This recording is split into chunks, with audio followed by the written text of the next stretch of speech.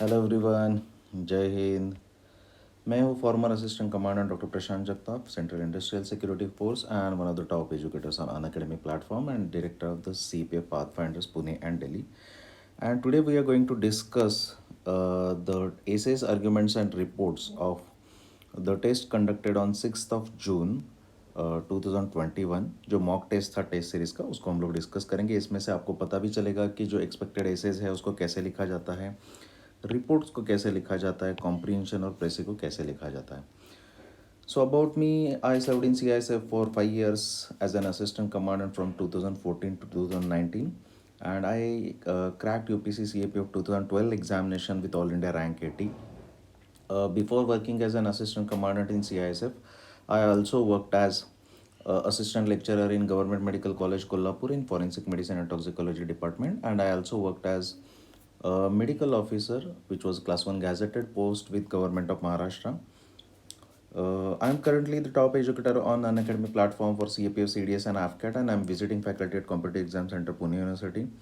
I am author of 3 books for CAPF Assistant Commandant Examination for McGraw Hill's publication, and currently more than 27,000 students from all over India are already following my online live sessions on an academy platform for CAPF Assistant Commandant Examination.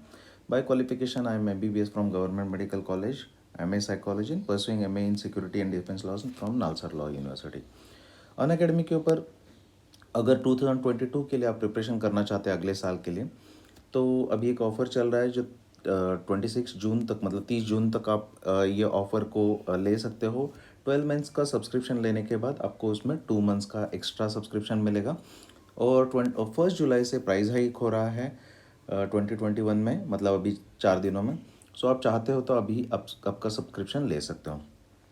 CAPF assistant commandant 2022 के लिए हम लोग ने Unacademy platform के ऊपर एक already online weekend batch शुरू किया है। जो लोग वर्किंग है, जो लोग स्कूल कॉलेज कर रहे हैं, जो लोग को ज़्यादा टाइम नहीं मिलता है, जो वीकेंड में ही पढ़ाई कर सकते हैं, उनके लिए ये बैच है। इसमें आपका पेपर 1 और पेपर 2 का पूरा सिलेबस कंप्लीट करवा दिया जाएगा, इंक्लूडिंग प्रैक्टिस सेशंस। ये 1 साल का बैच चलेगा।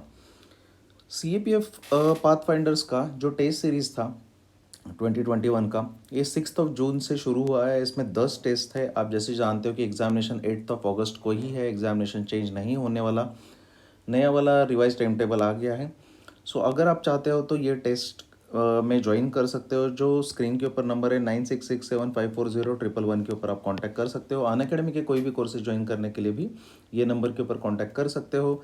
आप अगर हमारा टेलीग्राम चैनल ज्वाइन करना चाहते हो, crack CAPF is the name of the Telegram channel, जहाँ पे आपको सारे मेरे फ्री कोर्सेज प्लस कोर्सेज और मेरे ऑफलाइन कोर्सेज टेस्ट सीरीज़ का इन्फॉर्मेशन भी मिलेगा।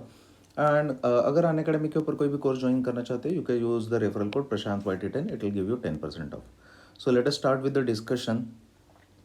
ये पेमेंट डिटेल्स है, यहाँ पे आप पेमेंट कर सकते हो। 2500 rupees is the fee, that is 250 rupees पर test. You can make payment on this number. You can use this QR code to make the payment and contact the given number. So let us start with the discussion. 6 जून 21 को जो test हुआ था उसका discussion. We'll start with the essays. So first essay is Naxalism, the war within India which needs definitive win for the government, sooner the better. Basically UPSC या फिर कोई भी examination, specially UPSC, जब भी question पूछते हैं, actually issue बहुत complicated नहीं रहता वो, लेकिन जानबूझ के उसको कुछ एक अलग से टोन या टच देने की कोशिश करते हैं, जानबूझ के उसको थोड़ा सा कॉम्प्लेक्स बताता है। सो बेसिकली ये जो ऐसे है Naxalism the war with in India, तो इसके कीवर्ड्स को जानना है ताकि हमको फोकस क्लियर हो सके एग्जैक्टली क्या लिखना है और कहाँ तक नहीं जाना है। सो नक्सलिज्म ये हम लोग फिनोमिनन जानते हैं। उसके बाद war with in India, why it is called war, मतलब आपको उसका एक्सटेंट बताना है कि ये छोटा मोटा चीज़ नहीं है, स्कर्मिश नहीं है, लॉ एंड ऑर्डर प्रॉब्लम नहीं है, ये वॉर है। इसको आपको आंसर देना पड़ेगा आपके आंसर के आपके ऐसे के थ्रू।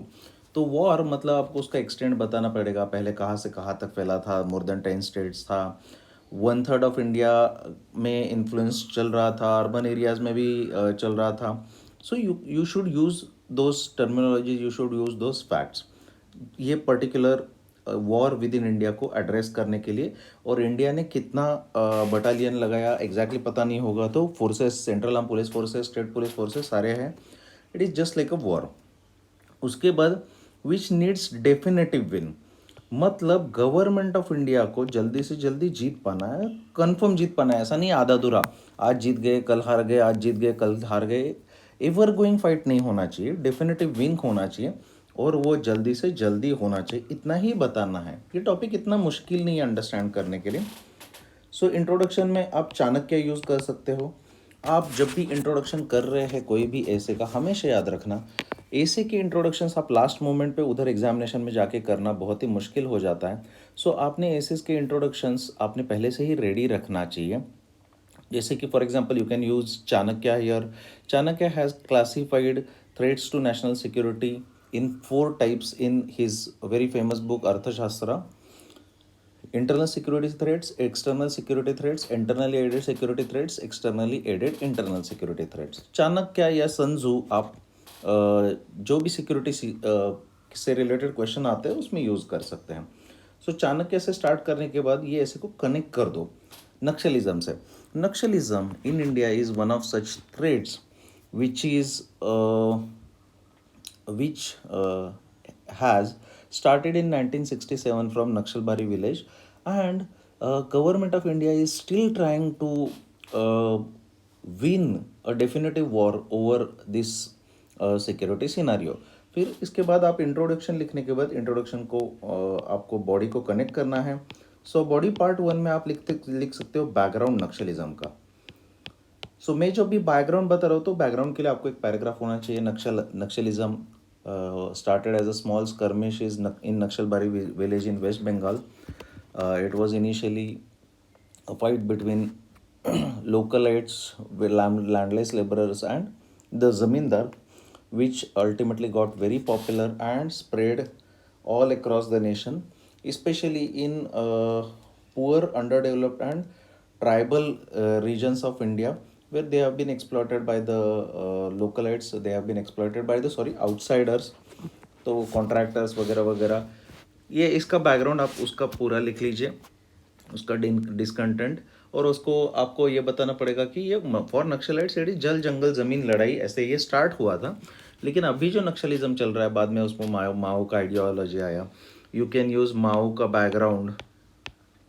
माओ ने जो बताया 4 रूल्स बताए, power flows from barrel of the gun, उसके बाद government forces are our quartermasters, guerrilla warfare, and go for periphery to center, and Naxalites started following the ideology of the Mao and started a guerrilla struggle uh, with government.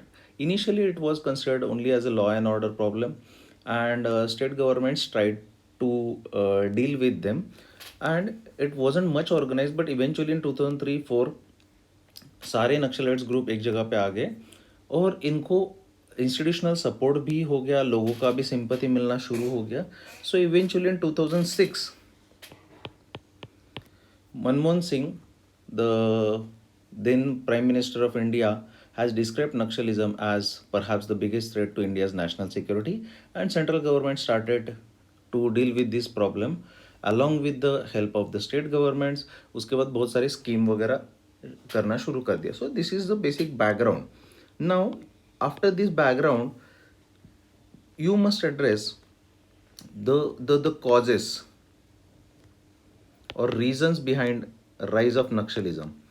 इसके बाद इसका impact, what are the impacts of the Naxalism, क्यों spread हुआ, current चीज़ें क्या है, कितने attack हो गए, जो भी आपको पता होगा तो अटैक के साथ आप बता सकते हो कि एक्सटेंड पहले तो 10 स्टेट्स 214 डिस्ट्रिक्ट्स में था, 1/3 of the India states were involved in Naxalism. Many states were seriously infiltrated or with the Naxalism, which is also known as left wing extremism, that government started calling them as red corridor. तो ये सब impact current scenario बताने के बाद इसका जो impact होता है निगेटिव, इकोनॉमी के ऊपर डेवलपमेंट होने नहीं देते, एजुकेशन होने नहीं देते, मार्केट बनने नहीं देते, इंफ्रास्ट्रक्चर डेवलप नहीं करने देते, गवर्नेंस करने नहीं देते, पॉवर्टी एलिवेट करने नहीं देते, और डेवलपमेंट को मतलब अल्टीमेटली रोकने का काम करते हैं। ये इम्पैक्ट और ये बताना पड़ेगा, और जब तक ये चलता रहेगा those reasons will never be able to develop. And then the measures taken by the government ने अब तक क्या क्या मेजर्स लिए हैं, तो ये मेजर्स एक बार करके जाइए। For this year Naxalism is very important topic.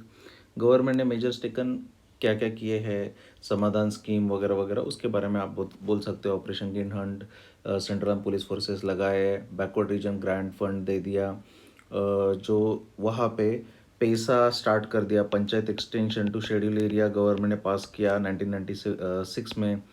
Forest developers recognition of right act pass किया।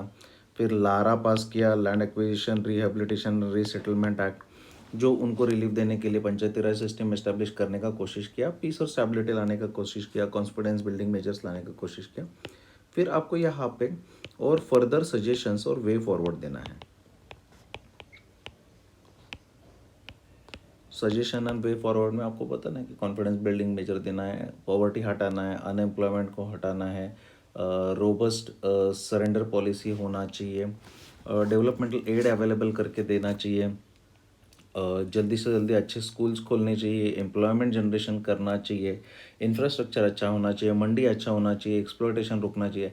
बेसिकली इनको जल जंगल ज़मीन का जो लड़ाई है, उनको एक कॉन्फिडेंस दिलाना पड़ेगा कि आपका ना जंगल ना ज़मीन, इसमें से कुछ भी गवर्नमेंट ऑफ इंडिया छीनना नहीं चाहता, इनफैक्ट उसको और अच्छा करना चाहता है। सो उनका रीज़न डे नॉयर जो बोलते हैं कि उनका रीज़न है एग्जिस्टेंस का, उसको ही उनको जो करना चाहते हैं वो गवर्नमेंट करेगा, तो उनका जो एग्जिस्टेंस का रीज़न है वही ख़त्म हो जाएगा। तो उसको आप एड्रेस कर सकते हो, आप आंसर कर सकते हो। And in the end conclusion, सर्वे संतो में निरामया से आप स्टार्ट कर सकते हो, वसुदेव कुटुंबकम से स्टार्ट कर सकते हो, आप बुद्धा वाला लैंड है उधर से कर सकते हो, महात्मा गांधी का विजन है उससे स्टार्ट कर सकते हो, आई फॉर एन आई से कर सकते हो। कंक्लूजन में बहुत सारे कोट्स यूज़ कर सकते हो, बहुत सारे आइडियाज़ है उसको भी यूज़ कर सकते हो। सुजलाम सुफलाम सस्य श्यामलाम आइडिया एक इस्तेमाल कर सकते हो।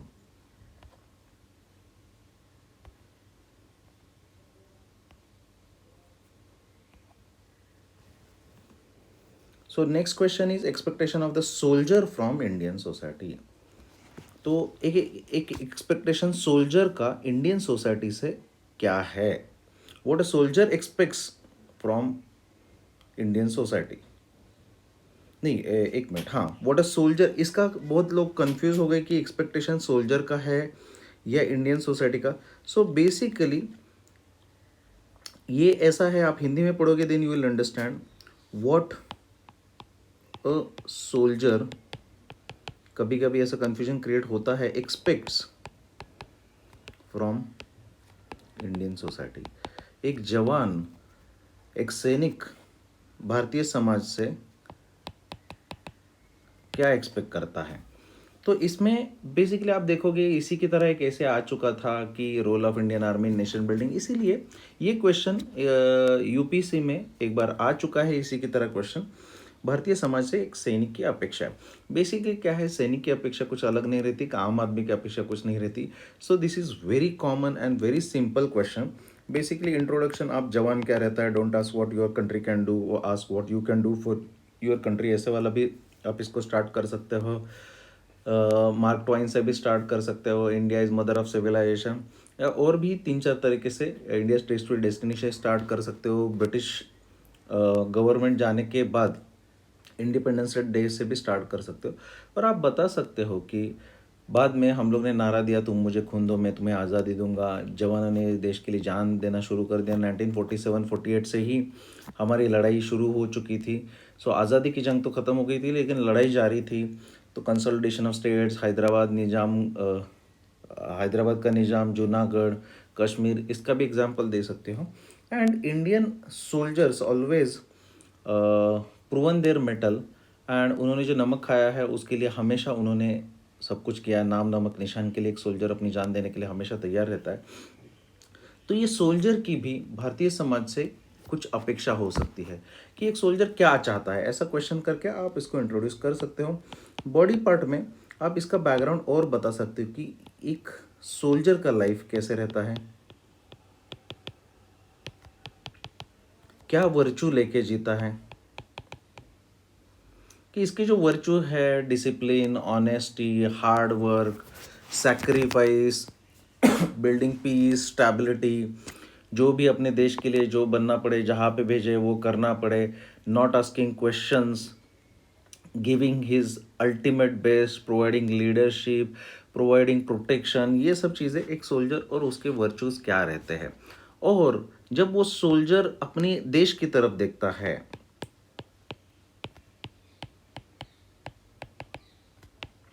what a soldier feels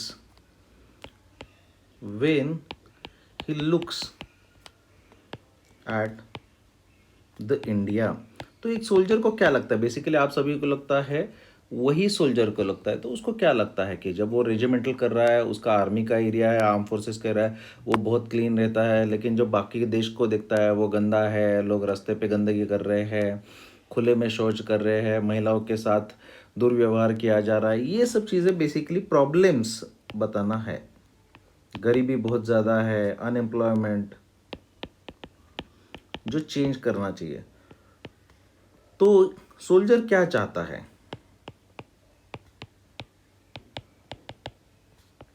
क्या करना चाहता है, वो अपने देश को कैसे चाहता है, अल्टीमेटली यही प्रॉब्लम को सॉल्व करवाना चाहता है, अपने देश को एक आइडियल स्टेट में देखना चाहता है, जैसे कि हमारे फोर फादर्स ने देखा था, फ्रीडम फाइटर्स ने देखा था। तो वो क्या चाहता है और अल्टीमेटली वे फॉरवर्ड ये कैसे होगा, या फिर सजेशंस ये कैसे होगा, ये सिंपल स्टैंडर्ड ऐसे है, बेसिकली अलग तरीके से लिखने के लिए बोला है। तो सोल्जर ये इसको कैसे करवाना चाहता है, सोल्जर कैसे चाहता है कि ये कैसे हो। तो ये सोल्जर का जो एक्सपेक्टेशन है कि यहाँ पे जैसे आर्मी में कोई जात पात नहीं होता, धर्म भेद नहीं होता, ब्रदरहुड रहता है, नेशनलिज्म रहता है, लिंग्विस्टिक बैरियर्स नहीं रहते, रीजनलिज्म नहीं रहता, उसी तरह अपने देश में भी नहीं रहे, उसके लिए कोशिश करना चाहिए। गवर्नमेंट ने एजुकेशन, ये वो अल्टीमेटली गवर्नमेंट का ही सब कुछ है। पॉवर्टी हटाओ, अनएम्प्लॉयमेंट को हटाओ, एम्प्लॉयमेंट जनरेट कर दो, डेवलपमेंट कर दो, अच्छा एजुकेशन देना चाहिए।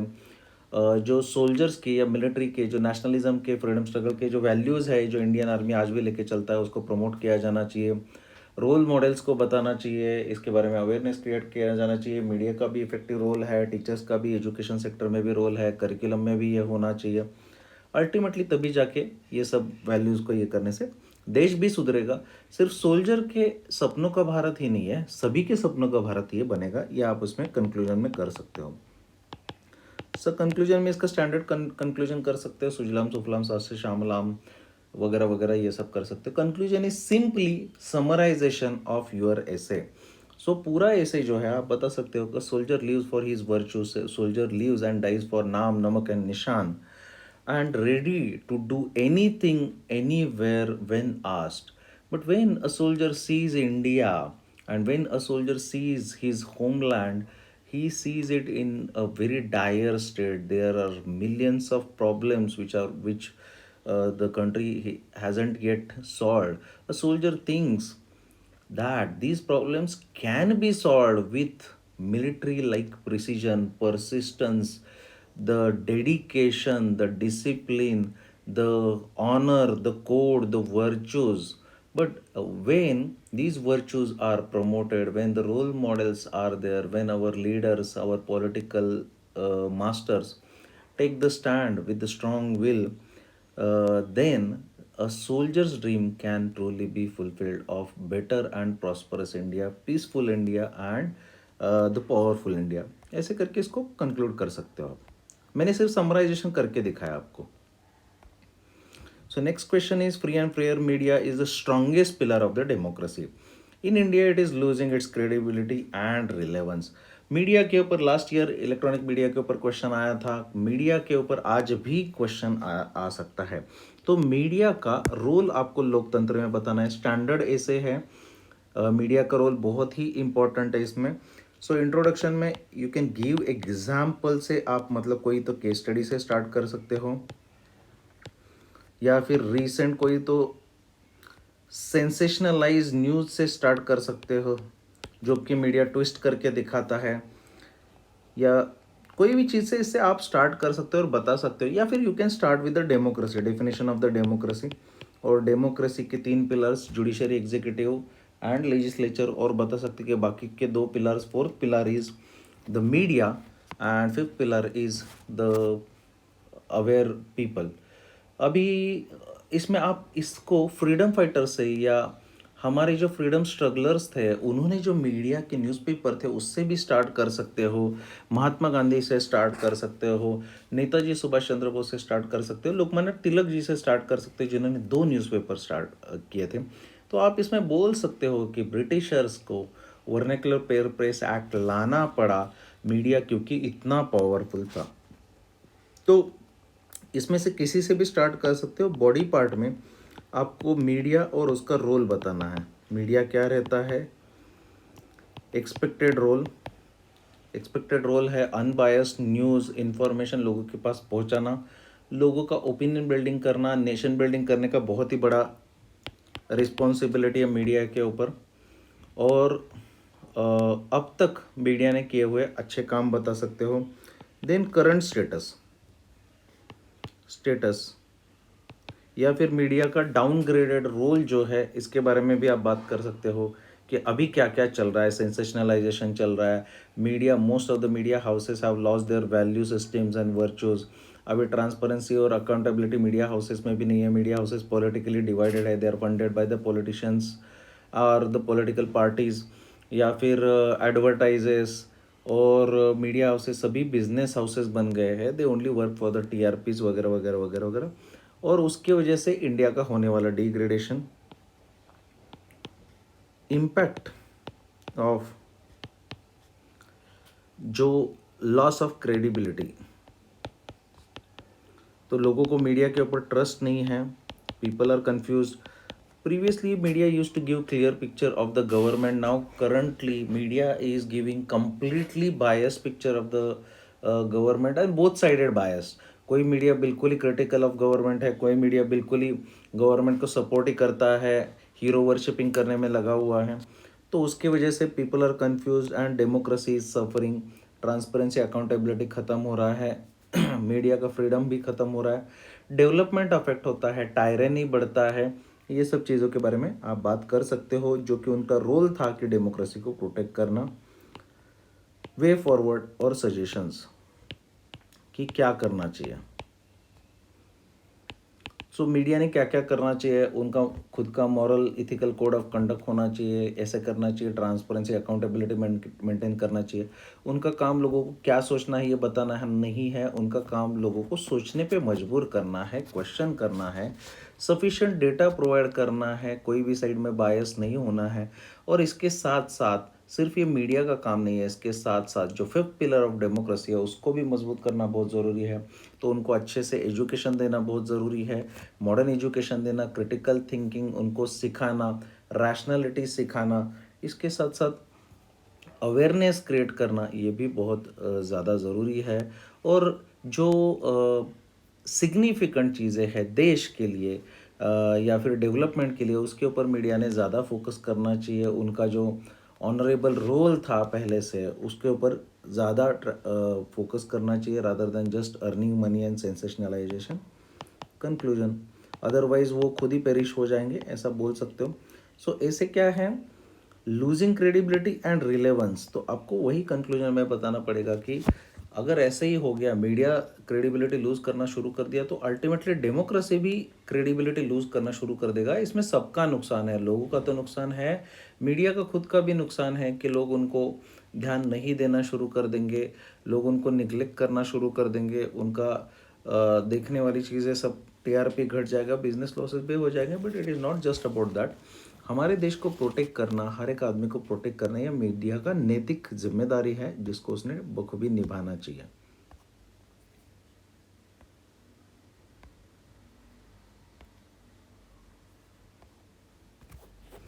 Rising incidents of forest fires all over the world, standard simple plain topic है।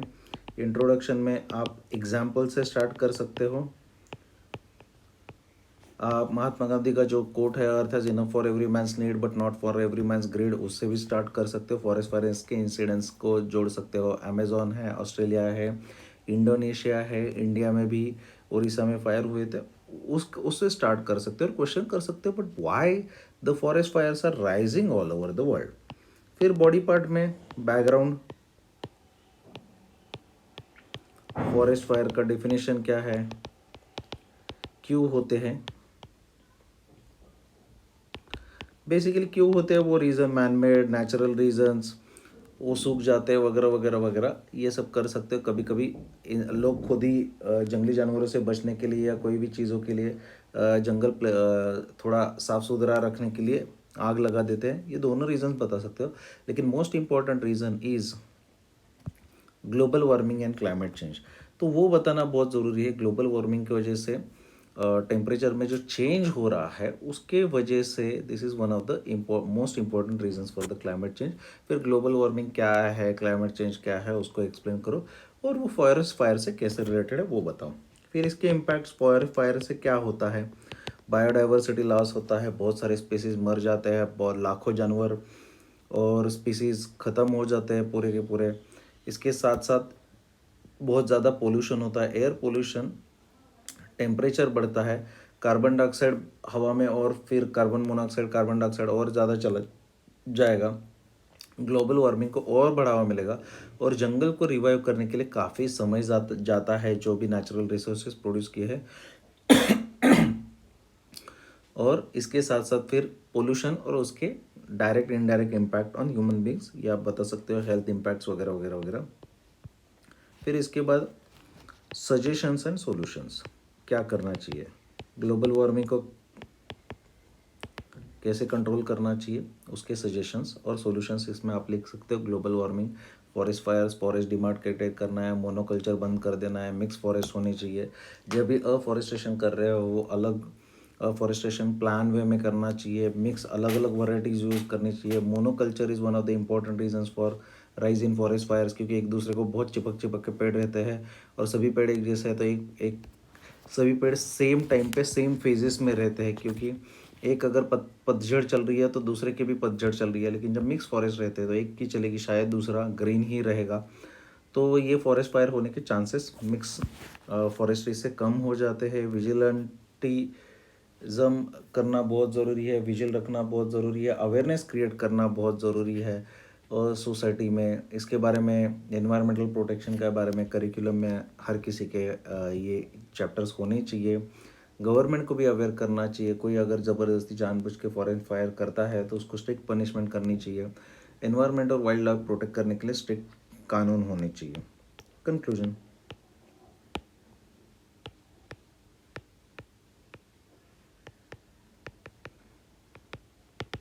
Earth has enough for every man's need but not for every man's greed. Environment से related sustainable development होना चाहिए। Global warming को earth summit, united nations federal convention, federation of convention of climate change, ये कर सकते हो। Changing Indonesia Nepal relation, ये topic के बारे में अच्छे से पढ़ो। अभी इंडोनेशिया नेपाल रिलेशन चेंज हो रहे हैं, उसके बारे में पढ़ो। सो इसका मैं एक बार ब्रीफ बता देता हूँ। इंट्रो में क्या कर सकते हैं, कोई भी इंटरनेशनल रिलेशंस हो तो उसमें आप स्टैंडर्डाइज इंट्रोडक्शन करके रखो। For example, in international relations there are no friends और foes, there are only national interest. या फिर डिप्लोमेसी से स्टार्ट कर सकते हो, या इंडिया नेपाल, आप गौतम बुद्धा की स्टोरी से स्टार्ट कर सकते हो। गौतम बुद्धा जो लुम्बिनी में थे, वो बिहार में आ गए, तब से लेके इंडिया और नेपाल की रिलेशनशिप्स है, जहाँ पे या फिर आप नेपाल में भी बता सकते हो कि नेपाल में मेजॉरिटी पॉपुलेशन, हम लोग कल्चरल, लैंग्वेज ये सब करते हैं, और हमारी इसमें Nepali is one of the official languages in schedule 8, जो 22 लैंग्वेजेस है उसमें नेपाली भी है, और नेपाल के सिटीजन को इक्वल स्टेटस भी दिया जाता है। इससे कहीं से भी आप स्टार्ट कर सकते हो। बॉडी पार्ट में बेसिकली आप बता सकते हो कि जो चेंजिंग नेचर है, तो पहले आपको बैकग्राउंड बताना पड़ेगा इंडो नेपाल रिलेशंस का। सो बैकग्राउंड जो है इंडो नेपाल रिलेशंस का, तो उसमें जियोग्राफिक पोजीशन, हिस्ट्री आपका बताना पड़ेगा कैसे कैसे था, एंड रीसेंट चेंजेस। तो रीसेंट चेंजेस अभी नहीं किया, जियोग्राफिकल पोजीशन, हिस्ट्री, अब तक रिलेशंस कैसे थे, फिर रीसेंट चेंजेस क्या हुए हैं नेपाल में और इंडिया में। तो गुजराल डॉक्ट्रिन से आप रिसेंट चेंजेस में स्टार्ट कर सकते हो, जो 1997 में गुजराल डॉक्ट्रिन आया।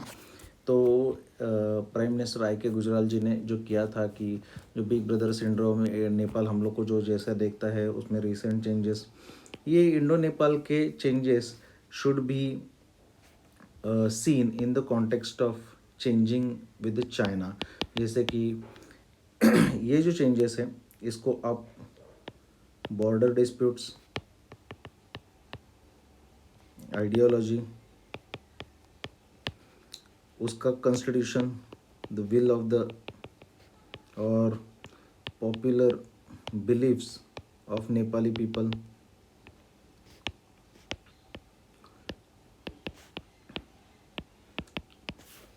What are the interest of government India. तो ये जो चीज़ें हैं इसमें हम लोग बता सकते हैं कि what are our national interest. Nepal में हम चाहते हैं कि नेपाल सोवेरियन और इंडिपेंडेंट रहे और चाइना के कब्जे में ना चला जाए।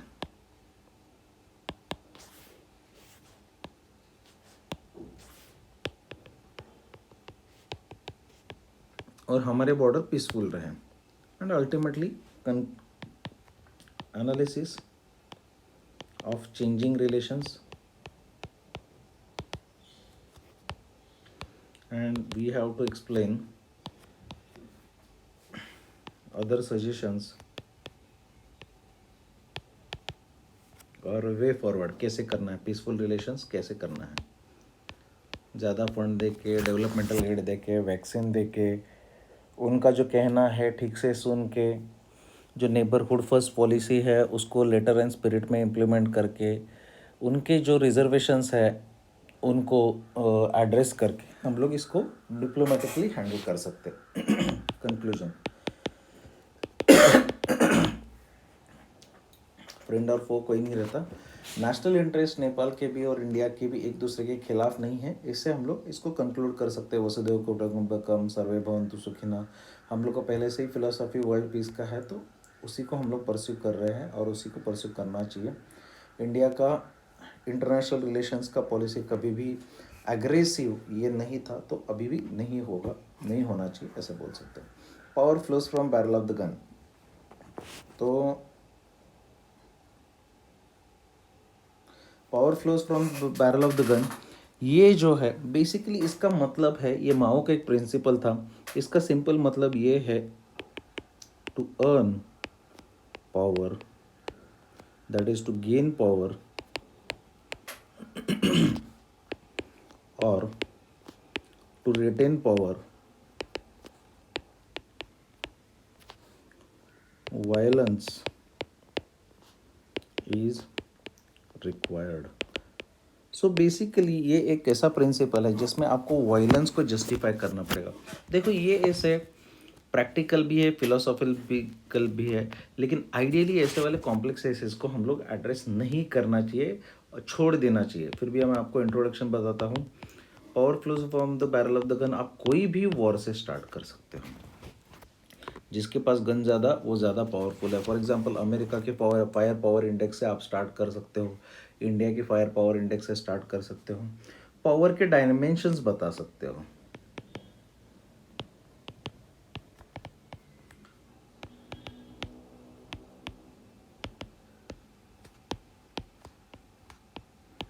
पावर में जो इंटरनेशनल रिलेशंस में पावर जो है DIME,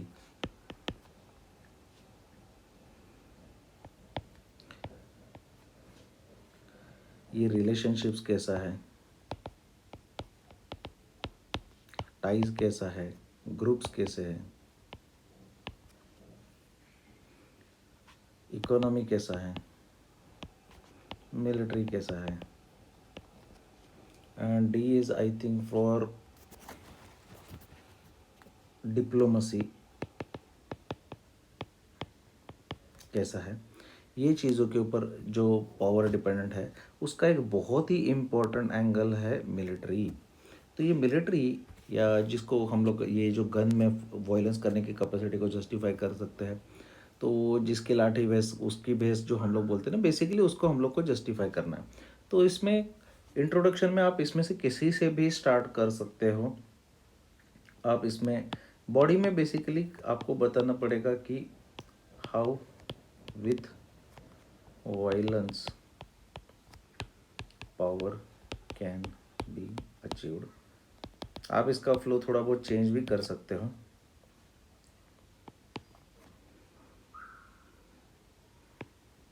एग्जाम्पल भी आपको देना पड़ेगा, अमेरिका से लेके सभी जो एग्जाम्पल है देना पड़ेगा वायलेंस से, why violence is the prerequisite. सो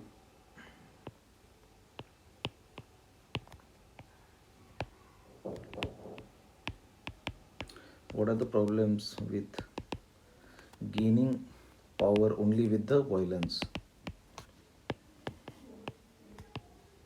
सिर्फ वायलेंस के साथ, वॉर के साथ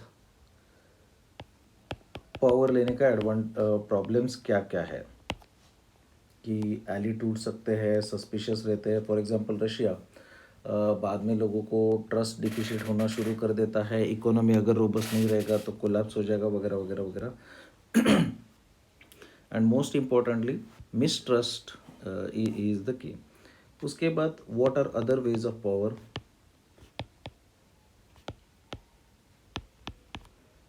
डिप्लोमेसी है, एलीज है, फिर इसके साथ साथ इंटरनेशनल टाइप्स है, ट्रिटीज़ है. मिलिट्री को सिर्फ strengthening only as a deterrent than rather than actually using a power. And economy, these are other ways of gaining power. And ultimately way forward क्या करना चाहिए? पीस और स्टेबिलिटी लाना चाहिए, डिप्लोमेसी स्ट्रांग होना चाहिए, इंटरनेशनल इंस्टीट्यूशंस जो है यूएन, यूएनएससी, आईएमएफ, डब्ल्यूटीओ, इनका रोल ज़्यादा बढ़ना चाहिए, इनके ऊपर ज़्यादा रिलायबिलिटी होना चाहिए, उनका ज़्यादा रोल रहना चाहिए पीस और स्टेबिलिटी मेंटेन करने के लिए, वॉर को प्रिवेंट करने के लिए.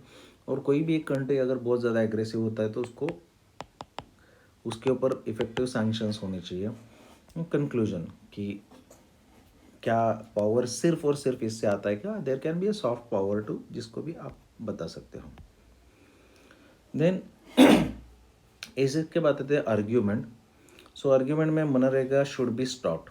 इसमें आपको फॉर और अगेंस्ट जब आप करते हो आपने इंट्रोडक्शन देना चाहिए. मैं ब्रीफ में बताता हूँ कि Mahatma Gandhi national rural guarantee act को स्टॉप क्यों किया जाना चाहिए, अच्छे इंट्रोडक्शन के साथ जब आप लिखते हो. सो फॉर में आप बता सकते हो कि क्यों स्टॉप किया जाना चाहिए. तो poor quality of work, burden on national exchequer,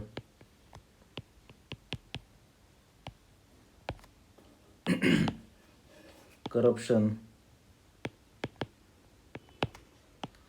uneven implementation, कई जगह पे फंड ही वापस ले लिए, बहुत सारी जगह पे ये अननेसेसरी बर्डन है एम्प्लॉयमेंट क्रिएशन का.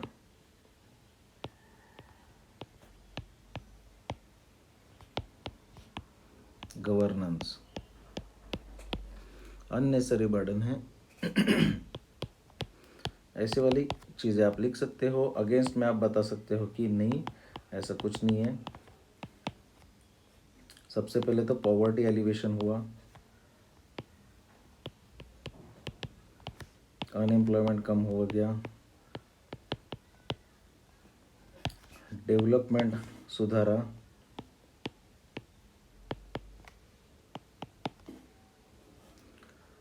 जो हेल्थ है न्यूट्रिशन का स्टेटस सुधारा,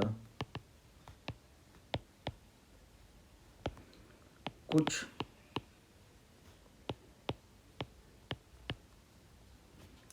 permanent assets were created for the society. For example बांध बांधना, जंगल में पौधे लगा देना, ऐसे कुछ चीज़ें क्रिएट की गई. सो कंक्लूजन में आपको बोलना है कि नरेगा डायरेक्टली बंद नहीं करना चाहिए, उसको रिवाइज करना चाहिए, उसके वर्किंग के ऊपर कमेटी बिठाना चाहिए. और अगर करप्शन ऐसा कुछ है तो उसमें विजिलेंस लाना चाहिए, लोगों से सजेशन लेना चाहिए, सोशल ऑडिट होने चाहिए. और इसके साथ साथ इसको और अच्छे तरीके से, अच्छे से टारगेटिंग करके इसको इम्प्लीमेंट किया जाना चाहिए. लेकिन इसके साथ साथ स्किल डेवलपमेंट भी दिया जाना चाहिए, एम्प्लॉयमेंट जनरेशन के ऊपर भी ध्यान दिया जाना चाहिए. गवर्नमेंट हर किसी को डायरेक्ट एम्प्लॉयमेंट नहीं दे सकती. India should enforce right to employment. India में राइट टू एम्प्लॉयमेंट नहीं है, नौकरी का अधिकार नहीं है. सो इंट्रोडक्शन में आप बता सकते हो कि इंट्रोडक्शन इज सिंपली नौकरी का अधिकार क्या है और लोग क्या मांगते हैं और नौकरी क्यों ज़रूरी है, ऐसा थोड़ा बहुत बता सकते हो. फॉर में आप बता सकते हो why do we need right for employment. So unemployment is very high, poverty is high. India is mainly agrarian economy. Agrarian है, उसकी वजह से क्या है, डिसगाइज एम्प्लॉयमेंट है.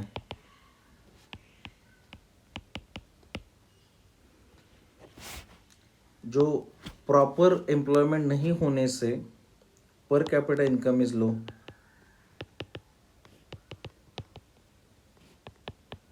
उसी की वजह से हाई क्राइम रेट, क्योंकि खाली है लोग, जॉब नहीं है. सो अगेंस्ट में राइट टू एम्प्लॉयमेंट में और क्या होना चाहिए, अगेंस्ट में राइट टू एम्प्लॉयमेंट में क्यों नहीं होना चाहिए. पहले तो burden on government.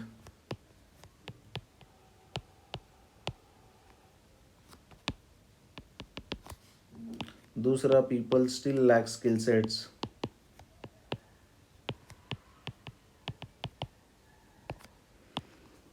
Burden on government में आप बता सकते हो कि गवर्नेंस. अभी यहाँ पे बर्डन ऑन एक्सचेकर. एक्सचेकर मतलब गवर्नमेंट के फंड्स के ऊपर बर्डन आ जाएगा. People lack skill set, so substandard quality of work might be there. Government the forceful implementation for private employers might lead to economic blunder. सभी लोग को ज़बरदस्ती इसको जॉब दे दो, उसको जॉब दे दो, इकोनॉमिक ब्लंडर हो सकता है. Very difficult to implement.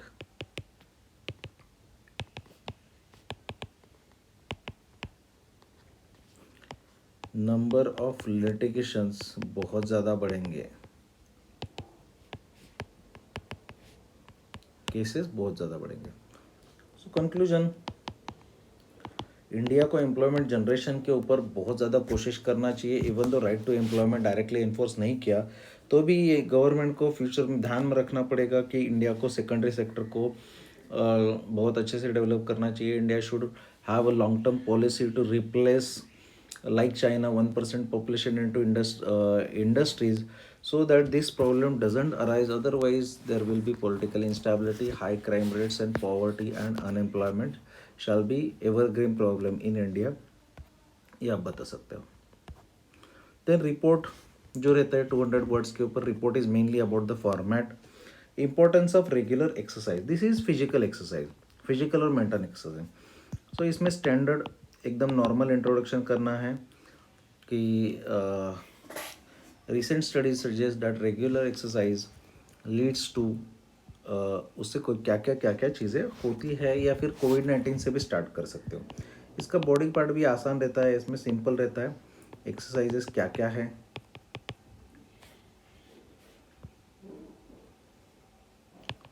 Physical, mental types,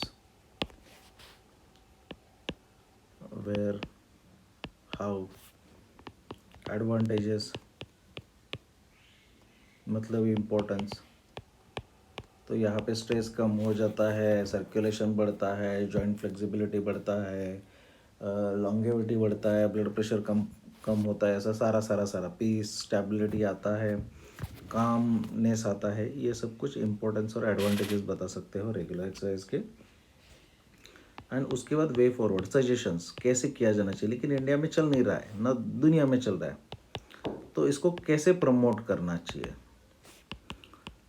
तो ये प्रमोट जो करने वाला है, देखो रिपोर्ट ये हमेशा are about the formal way of expressions.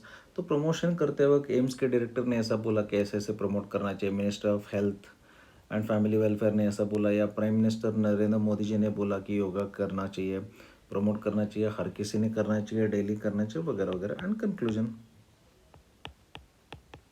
conclusion of the it is everyone should do the regular exercises that can make India a that can make everyone a healthy person. Mahatma Gandhi has rightly said, health is wealth, and then only we can fight with this pandemic of COVID. ऐसा वाला भी आप लिख सकते हो. फिर female infanticide in India, तो इसके लिए this is a very specific topic, लेकिन आपके पास एग्जैक्ट डेटा नहीं भी होगा तो भी चलेगा. इंट्रोडक्शन में आप या तो डेटा से स्टार्ट कर सकते हो या डेफिनेशन से स्टार्ट कर सकते हो.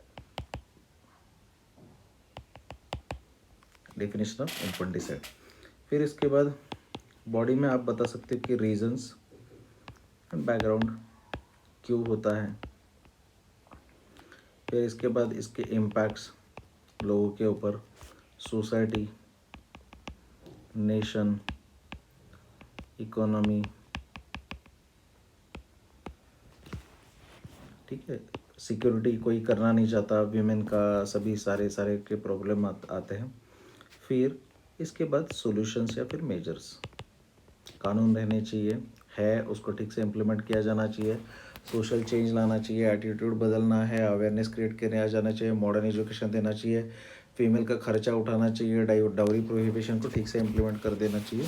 फिर इसके बारे में और अच्छा इम्पैक्ट आ जाएगा और ये फीमेल फर्टिसाइड इन्फेंटिसाइड को रोका जा सकता है. एंड कंक्लूजन, सीरियस प्रॉब्लम है इंडिया में, तो ये नहीं होना चाहिए. ठीक है. इसके नेक्स्ट वाला टेस्ट का डिस्कशन भी हम लोग जल्दी करेंगे. आप मेरे अनअकैडमी के ऊपर जुलाई में कोर्सेज शुरू होने वाले हैं. पेपर 2 के लिए रिवीजन कोर्सेज चल रहे हैं और एक क्रैश कोर्स भी आने वाला है, एक्सपेक्टेड टॉपिक का कोर्स भी आने वाला है. ये 7 जुलाई को लॉन्च हो जाएगा. आप चाहते हो तो ये कोर्स में आप ज्वाइन हो सकते हो. You can take subscription for only 1 month and you can use referral code Prashant YT10 to get 10% off. 1 महीने के सब्सक्रिप्शन में आपका पेपर 2 हम लोग पूरा का पूरा कंप्लीट करवा देंगे. और अगर आपको मेरे टेस्ट सीरीज़ के पेपर चाहिए, हम लोग पेपर के पैसे चार्ज नहीं करते, हम लोग पेपर इवैल्यूएशन के फीस लेते हैं. इफ़ यू वांट पेपर 1 और just paper 2 PDFs which you can practice on your own, we won't be able to evaluate them, then you can get all the question papers, all the papers, paper 2 papers, all the notes जो मेरे CPF AC के paper 2 के लिए है और current affairs के notes हैं. वो आप चाहते हो तो हमारा जो टेलीग्राम चैनल है क्रैक CPF, उसके ऊपर सारा मिल जाएगा. हमारे कोर्सेज के बारे में इंफॉर्मेशन भी उसके ऊपर मिल जाएगा.